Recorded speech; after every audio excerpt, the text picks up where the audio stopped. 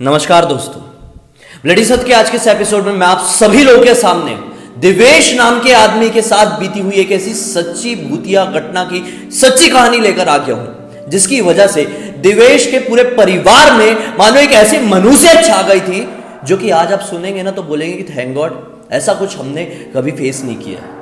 दिवेश जिसका परिवार जो खुद अपनी जिंदगी में बहुत अच्छा कर रहा था, दिवेश के परिवार का जो बिजनेस था वो अच्छी तरह से चल रहा था। पत्नी, पिताजी और सारे परिवार वाले सभी बहुत अच्छे से खुश रहते थे।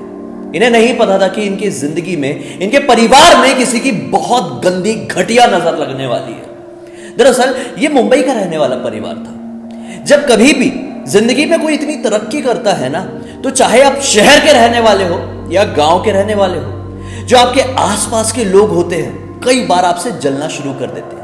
और इसी जलन के चलते कई बार कई लोग सहारा ले लेते हैं काली शक्तियों का, काला जादू का। दिवेश की जिंदगी में भी कुछ ऐसा ही होने वाला था। दिवाली की एक रात, जो कि अमावस की रात होती है, इनकी जिंदगी की आखिरी खुशी की रात हुई समझ लो। दिवाली की उस रात यानी 2014 की दिवाली की उस रात के बाद इनकी जिंदगी में बहुत सारे चेंजेस आने शुरू हो गए। सब कुछ बिखरते जा रहा था। बिजनेस में बहुत बुरी तरह से लॉस, समझ लो बिजनेस पूरी तरह से ठप पड़ गया था 2015 का अप्रैल आते आते तक। अब इनके ऐसे लाले पड़ चुके थे कि समझ में नहीं आ रहा था कि अब आगे की जिंदगी कैसे कटेगी। लोगों से कर्जे ले चुके थे और बहुत परेशानी में रहने लगे थे। पिताजी की भी तबीयत खराब होने लगी थी, दिवेश की भी तबीयत खराब और साथ ही साथ पत्नी की भी तबीयत खराब होने लगी थी। अब इन लोगों को समझ में नहीं आ रहा था। अब आखिरकार आती है वो वाली रात जिस रात के बाद इनकी जिंदगी में सब कुछ पूरी तरह से पलट जाता है निगेटिव वे में। 30 मई सन 2015 की वो रात, जिस रात दिवेश और दिवेश की पत्नी को, दोनों को बिल्कुल सेम टू सेम टाइप का सपना आता है। सुबह सुबह का सपना था, एक्चुअली 3:30 से 4 बजे के आसपास का सपना। दिवेश की पत्नी सपने में देखती है कि वो जहां पर है वहां पर बहुत सारी डेड बॉडीज पड़ी हुई है। वो सारी डेड बॉडीज खून से लथपथ है। आसपास बहुत सारे अनजान चेहरे हैं जो कि फूट फूट कर रो रहे हैं।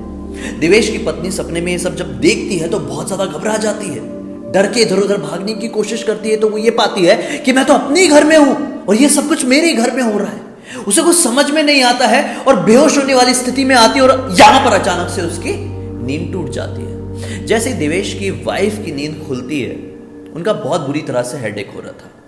दूसरी तरफ दिवेश को भी इसी टाइप का सपना, कुछ मिलता जुलता सपना उसी रात को आया था, लगभग वही टाइम पर।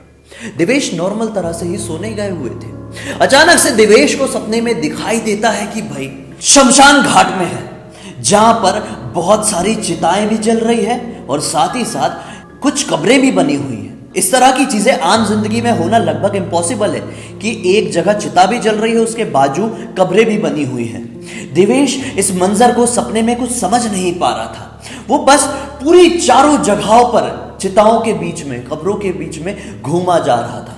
अचानक से दिवेश ये देखता है कि किसी की डेड बॉडी कहीं पर रखी हुई है और उसे किसी ने आग नहीं लगाया है, ना ही किसी ने दफनाया है। सपने में ही वो उस डेड बॉडी की तरफ बढ़ता है और उसकी चिता पर आग लगाने की कोशिश करता है, लेकिन बहुत कोशिश करने के बाद भी उसकी चिता पर आग नहीं लगती है।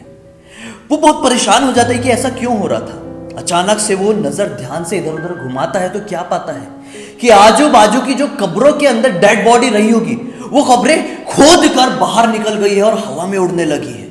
वापस से उस डेड बॉडी की तरफ देखने की कोशिश करता है तो वो डेड बॉडी वहां से गायब हो चुकी थी।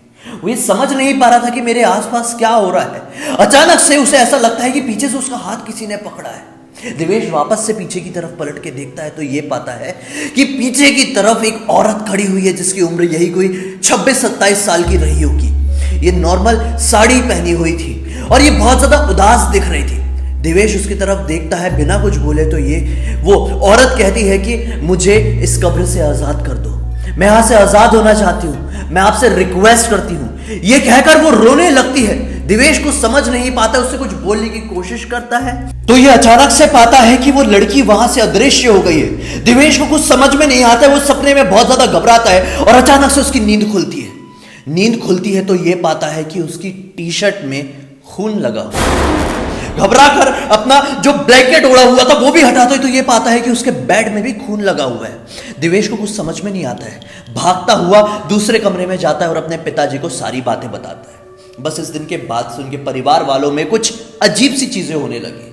दिवेश को और दिवेश की वाइफ को स्लीपिंग पैरालिसिस की प्रॉब्लम हो गई। ये एक ऐसी परेशानी होती है जो परेशानी को लोग पैरानॉर्मल दुनिया से भी जोड़कर देखते हैं और वैज्ञानिक दुनिया से भी जोड़कर देखते हैं, मॉडर्न दुनिया से भी जोड़कर देखते हैं। बहुत सारे लोग कहते हैं कि एक तरह की बीमारी होती है, तो वहीं पर पैरानॉर्मल दुनिया को मानने वाले लोग ये कहते हैं कि ये एक ऐसी चीज होती है जो कि सिर्फ और सिर्फ निगेटिव एनर्जीज की उपस्थिति की वजह से आप लोगों को फील हो सकती है।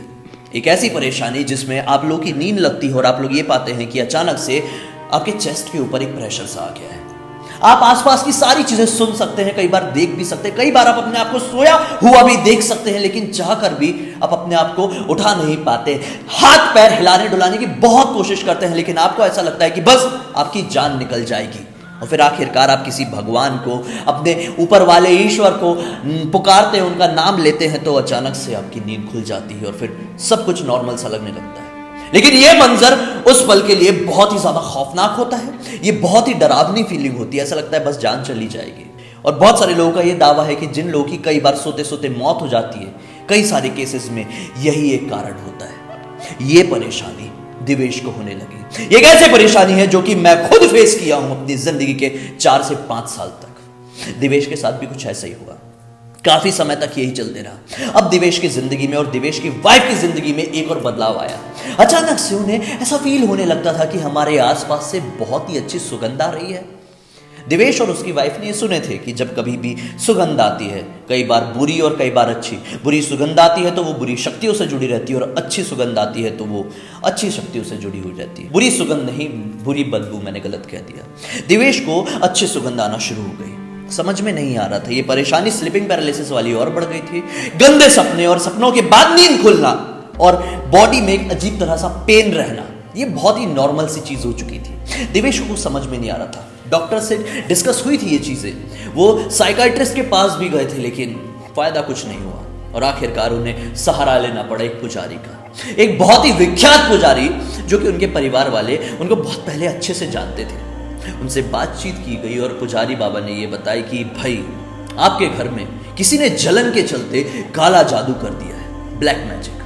उसी की वजह से ये सब कुछ हो रहा है। आपके परिवार का सब कुछ बर्बाद हो गया, बिजनेस खत्म हो गया, भीख मांगने तक की नौबत आ गई और अब ये चीज आपकी जान के पीछे भिड़ी हुई है। आपकी तबीयत इतनी ज्यादा खराब होने लगी है, ऊपर वाला ना करे कि कुछ ऊंच नीच हो जाए, इससे पहले आप कुछ कर लो।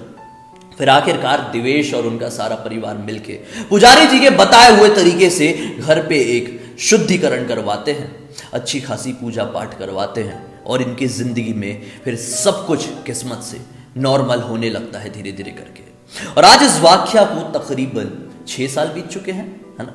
लेकिन 6 साल में जब भी दिवेश और उनके परिवार वाले उस रात को क्या कहें, उस साल को याद करते हैं तो कांप उठते हैं, क्योंकि भगवान न करे ऐसा कोई साल किसी के परिवार वालों की जिंदगी में आया, लेकिन दिवेश की जिंदगी में आया था तो केवल उन्हीं को पता चला था कि ये कैसा मंजर होता है, ये कैसी फीलिंग होती है। भगवान का शुक्र है कि अब सब कुछ ठीक है और हम इसी तरह से कामना करते हैं भगवान से, आशा करते हैं कि सब कुछ ठीक रहेगा आगे भी। दिवेश का ये सवाल था कि क्या ये काली जादू से, काली शक्तियों से, ब्लैक मैजिक से ऐसा कुछ होना पॉसिबल है, तो मैं दिवेश को बताना चाहता हूं कि हाँ, कई बार ये सारी चीजें पॉसिबल होती है। लेकिन मैं फिर से आप लोगों से यही दरख्वास्त करूंगा कि हर एक चीज को काली शक्तियों से, ब्लैक मैजिक से जोड़कर ना देखें। कई बार ये चीजें अंधविश्वास की तरफ भी हमें घसीट कर लेकर जाती है। तो किसी भी चीज को अगर आप एक्सपीरियंस कर रहे हैं तो कई बार अच्छे से जांच परख लें। कई बार आप लोग ये बाबाओं के पास चले जाते हैं तो डायरेक्टली ना जाएं, पहले मेडिकल साइंस की मदद लें और जहां पर आप लोगों को हर चीज से हार मिल जाए तो ये सेकंड ऑप्शन रखें, इसे फर्स्ट प्रायोरिटी ना माने। पहले आपको मदद लेना है डॉक्टर्स की, मेडिकल साइंस की, और उसके बाद ही इस तरफ पर जाना है। इसे एक आप सेकंड ऑप्शन रख सकते हैं। उम्मीद करता हूं कि आप लोगों को समझ में आया होगा मैं क्या कह रहा हूं। मैं किसी भी तरह के अंधविश्वास को बढ़ावा नहीं देना चाह रहा हूं, बल्कि आप सभी लोगों को बताना चाह रहा हूं कि ऐसी चीजें भी होती हैं दुनिया में, मानो या ना मानो, होती है। मुझे पहली बार देख रहे हैं तो चैनल को सब्सक्राइब करके बेल आइकन दबा के ऑल के ऑप्शन में क्लिक करना, क्योंकि इसी तरह के हैरान कर देने वाले अनोखे वीडियो आप लोगों के सामने रेगुलरली लेके आते रहता हूं। इन सारी लिंक वीडियो के डिस्क्रिप्शन बॉक्स में क्लिक करके डायरेक्टली वहां पर पहुंच जाना। चलिए कल फिर से मिलते हैं, तब तक के लिए बहुत बहुत धन्यवाद। आपका दिन शुभ हो।